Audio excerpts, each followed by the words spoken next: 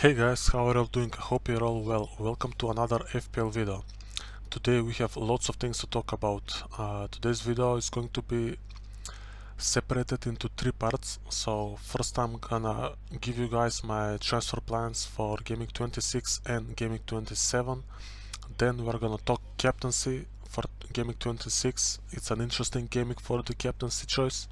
And at the end I'm gonna give you guys cheap strategy for some of the FPL players out there that are better than me and still have their free hit chip available. So there are a couple of interesting things to do with it in the next couple of game weeks. So I will share that with all of you. So yeah, thank you for watching. That's the plan, and let's start for today. So for gaming 25, my team ended up on 81 points, so 89 minus 8 hit, so it's a red arrow for my team. It's down to 7k 7.5k in the world, so I'm still in the top 10k, so I'm happy about that. To be honest, this game it could have went a lot worse. I could have easily ended up outside of the top 10k, so I'm happy that I'm still here. It was a bad game week. It felt like a bad game week. I have watched the Premier League long enough and played this game long enough to know when a bad gaming is coming, and gaming 25 felt exactly like that. So yeah, that's the final score for gaming 25. Now let's see how my team looks for the next game week. Here is the bus team for gaming 26. So the team looks good for this game week, on paper at least. I'm happy with most of my players. There are some yellow flags. Luke Shaw is yellow flagged. Eddie Nketiah also picked up an injury apparently last night. I'm not sure what's happening with that. So there are couple of yellow flags, couple of potential injuries. I'm not too worried about Luke Shaw. I think he will be back from what I heard, but we will wait for the team news tomorrow. Definitely I won't be making any early transfers this week. I will wait until the last moment, that's for sure, after last week's disaster. So here is the bus team for gaming 26, and let's go to the transfer step, and I will talk to you guys about some of my transfer plans.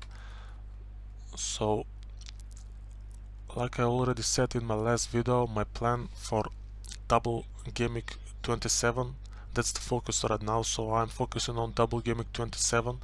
4 teams have a double gaming in that week, so those 4 teams are Brighton, Brentford, Crystal Palace and Southampton. Now let's look at some of the options from those teams. So let's just quickly, Crystal Palace, I'm not looking at their options because of their form.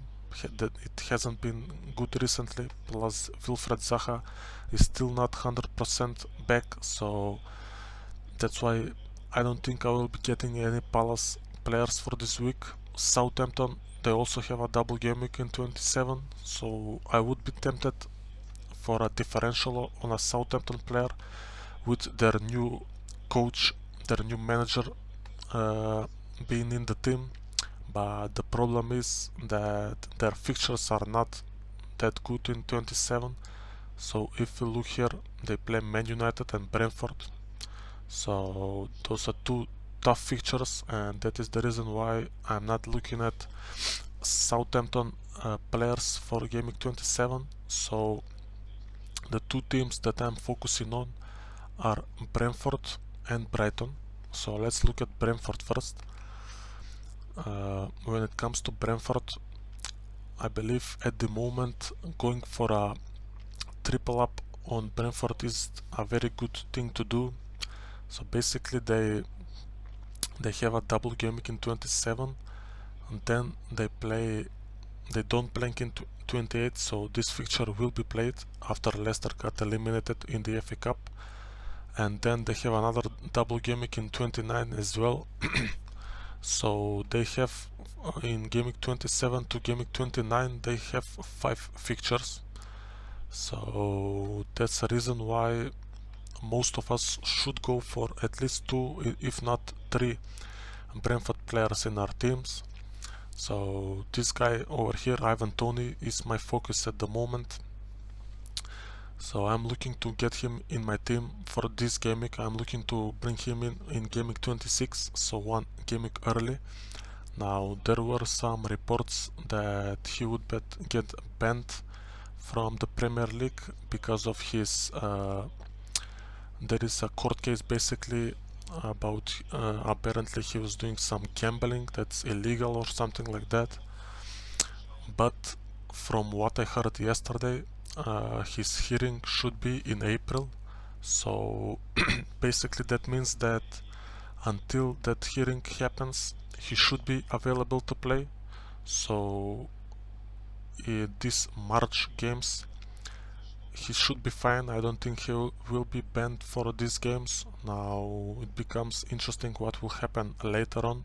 So for Game Week 29 and beyond, but I don't plan to have him in Game Week 29. My plan is, my focus is on Game Week 27, and that's why I'm very likely to get him in my team. If I can't afford him for whatever reason, I could go for Mbuemo instead maybe. He's a cheaper option. He's not as explosive and he doesn't score as many goals as Tony, but he's also nailed. He starts every game as well. He could get some returns as well. That's my second choice in attack. And when it comes to the defense, I'm looking at Ben Mee mostly, and I do think Brentford are a good defensive side. They tend to play well against teams that attack them. But I still think there are a couple of clean sheets to be had here. So if you look at the double game week 27, Everton and Southampton, Everton don't really score that many goals. They are a very low scoring team, and Southampton are the last team in the league, so they are a bad team this season. So I think there are some clean sheets here to be had for Brentford. So I'm tempted to go something like, for example, Trent Alexander-Arnold out for Ben Mee, and then if I remove Eddie Nketiah, I could get Ivan Toney. So these two transfers are a -4 for this game week, and I'm looking to make these two transfers. Now you might say, why this week? Why not wait for game week 27? Well, basically I am going to take couple of hits for this game week. So if I don't take a hit this week, I'm going to be on a -8 game week 27, or maybe even -12. So I like the idea of going early with some hits, with some transfers, and then basically spread the hits around in 2 game weeks, and also give these 2 players one extra game week to bring me some points for the hit that I'm going to take. So I think this is the most likely transfers for me to do this week. Also, Araya could be a good option as well. Not only the clean sheets that I talked about, but also he gets a lot of bonus points and save points as well this season. So he could also potentially come in instead of Kepa. But it comes down to Luke Shaw injury news. Like I said, I think he will be fit, but I'm not 100% sure. I'm waiting to see what happens with him. If he happens to be out, then I would have to change my transfers slightly. In that case, I would possibly keep Trent for this game week, and then I would transfer out Patterson, for example, for a cheaper Brentford defender, maybe Henry, and I would not be able to afford Tony for Nketiah, so I would either get Tony for Darwin Núñez, or in the Nketiah place I would get Mbuemo instead. So these two transfers, these are slightly maybe less appealing transfers, but if, like I said, if Luke Shaw is injured, I might have to go with these two instead. Now let's go to the Brighton team and let's see what's happening there. So I already have Mitoma in my team. Brighton have a couple of yellow flags in their team, so Estupinian is yellow flagged in the defense. That's one player that might miss GW27. Also Solly March in the midfield is yellow flagged as well, so we have to wait and see what happens with them. Ferguson could be an interesting option in the attack, but there are a lot of attackers that Brighton have, and their manager tends to rotate around. So I don't think I will get a Brighton player for this week, mostly because they play West Ham this week, and West Ham are in a great form. Recently they play great, they score many goals, and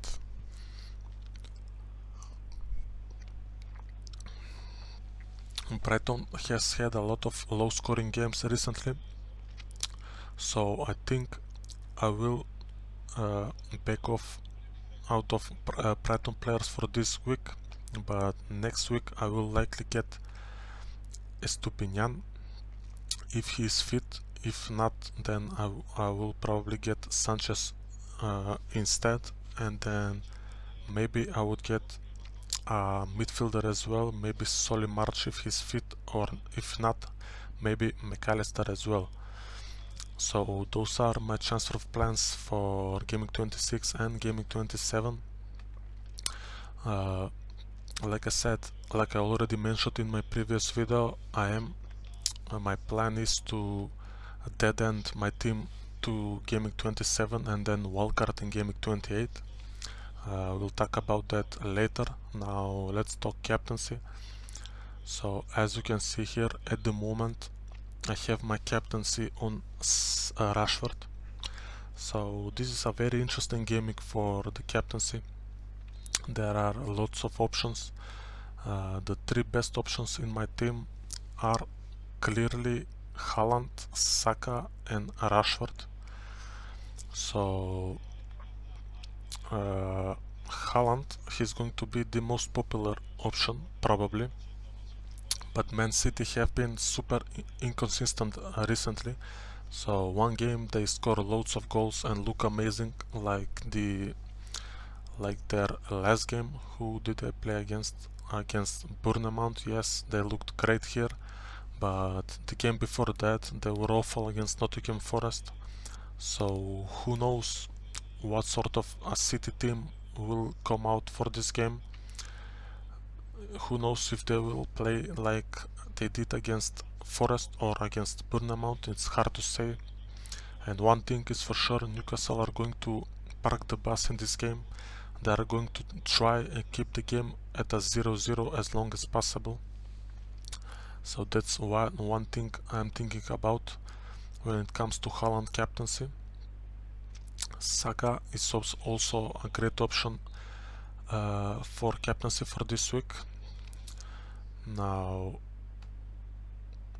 I am worried slightly about Saka because he seems to be, every time I watch him, he looks injured to me. He looks like he's about to come off of the team, so I'm not sure what's happening with him. Plus another thing that I'm thinking about Arsenal is that they tend to score goals from many different positions. So this Everton game is a proof for that, this Aston Villa game as well. So a lot of the times they score For example, Saka scores 1 goal, Martinelli scores another, Odegaard will score, Gabriel Jesus, if he is back up front, he will score as well. So they have many different goal scorers, and I have captained Saka a lot in the last couple of game weeks, so I'm wondering if I should rest a little bit on the Saka captaincy.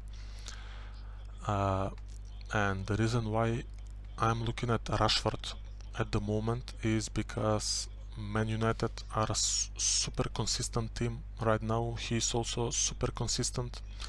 He tends to score in every game pretty much recently, so if you look here, he scored in his last 5 Premier League games, and not only one here, he has two returns as well here. Plus, I think Man United are comfortably going to win this game against Liverpool. I'm almost sure of it. I think Man United are arguably the best team in the league at the moment. So, and Marcus Rashford is arguably the best player actually in the world at the moment. So that's why I'm tempted to captain him for this game week. Now I haven't made the decision yet. I have 2 more days to think about it, but at the moment I think I'm going for a Rashford captain, so let's see what happens with that. And also the last thing I wanted to talk about for today is cheap strategy. So like I already mentioned, I will go for a wildcard in game week 28, and then my plan is to get 11 playing players for game week 28, and then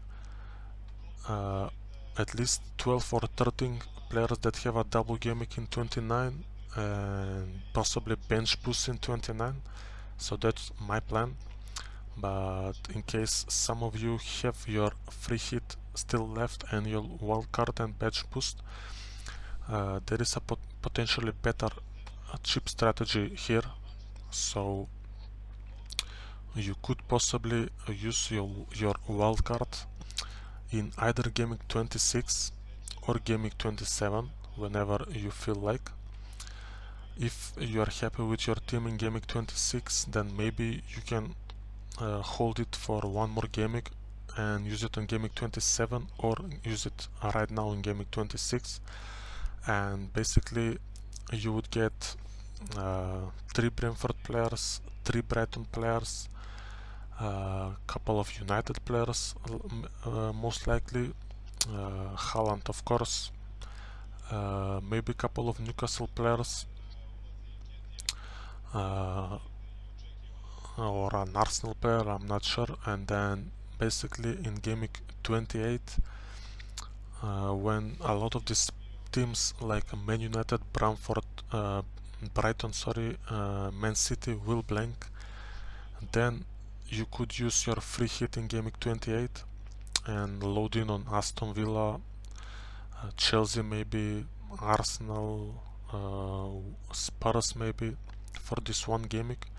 And then in game week 29 you would have your players back from Brighton, who again have a double game week, from Man United, who have a double game week, and you could look at potentially bench boosting in this game week. So that's one cheap strategy that I like a lot, and I would definitely be using it in my team if I had it, but unfortunately I don't have my free hit available. So yeah, that's something that you guys should consider. I would suggest you consider it. It could gain you lots of points.